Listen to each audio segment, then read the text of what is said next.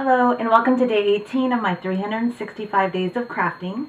Today I'm going to show you how to make this handy wall pocket that you can use to put coupons and receipts and other papers that you don't want to lose into. I did this video for my neighbor Mona because she had been telling me that she wanted me to do a video like this, and she helps me out sometimes on my videos, so I thought I would do a video on it today and then I would give it to her after.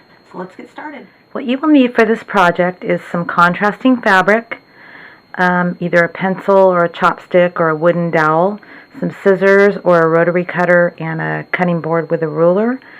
And that is basically all you'll need besides a sewing machine. So first you're going to cut your fabric. You're going to need 2 strips of fabric 20.5 by 7.5 inches wide. And then you're going to need 3 for the pockets, 4.5 inches high by 6.5 inches wide. So next what I'm going to do is I'm going to fold the pockets about 1/4 inch over, and I'm going to press them, and I'm going to do that to all 3. And then what I'm going to do is I'm going to stitch across the top of all 3 of them. So you're going to sew just slightly across the edge, about 1/8 of an inch down. I'm using contrasting thread. I thought it was kind of cute with contrasting thread. If you don't feel safe doing that, go ahead and use a thread that matches your fabric.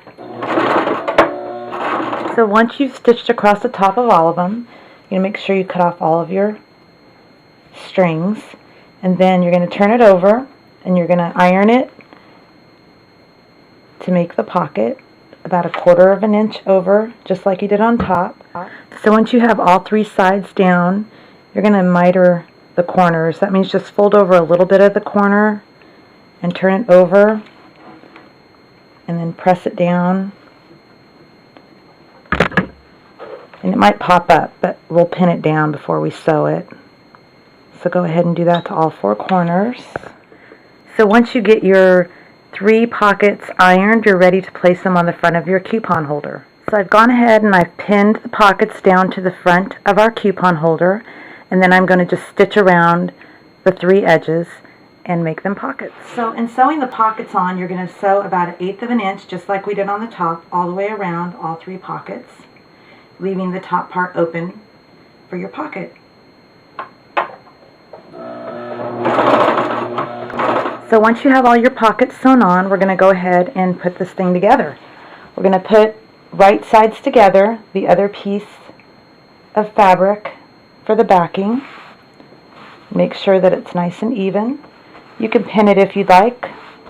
I'm not really much of a pinner, so I'm just going to go ahead and stitch it up. And I'm going to do 1/4 of an inch seam allowance all the way around. And I'm going to leave the top part open. And then we'll turn it right side out. And then I'll show you what to do from there. So then once you have it sewn all the way around, you're going to go ahead and clip down your corners a little bit. Make sure not to cut your stitching. I'm going to turn it inside out, or right side out.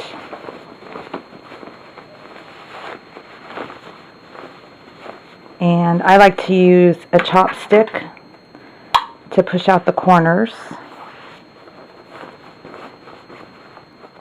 And then once you have that all done, you're going to press it out.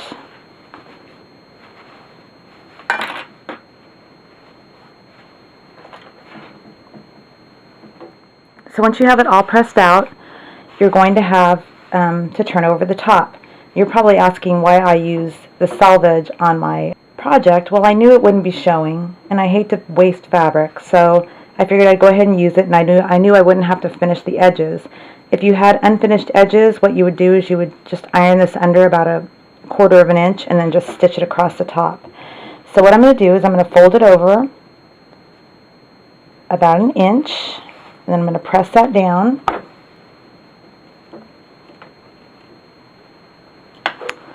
And then I'm going to go ahead and stitch across. So what I've done is I've sewn 2 stitches. I've sewn one about 3/4 of an inch down, and then one about 2/3 of an inch away from that. And I did that so I could just slide the pencil in. And it's really snug, so it's going to stay nice and put. So once I've got the pencil in, that's going to keep it stabilized. I'm going to put 2 grommets right here, and then put a ribbon to hang it. there's a lot of possibilities to hang it if you don't want to do grommets. You could put ribbon in with your pencil, make the slot a little bigger, put ribbon in with your pencil and have it come up around and tie a nice little bow on top.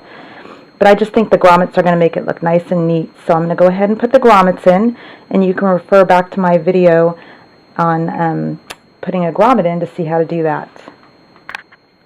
So I put my grommets in, and then I'm going to go ahead and put some ribbon in. So I threaded it through the first, then I'm going to take it to the back here and thread it through and cut it to the length that I want so I can make a cute bow.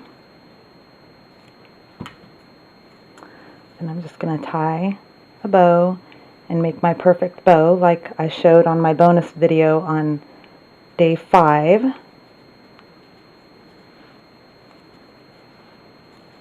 And just go ahead and trim it.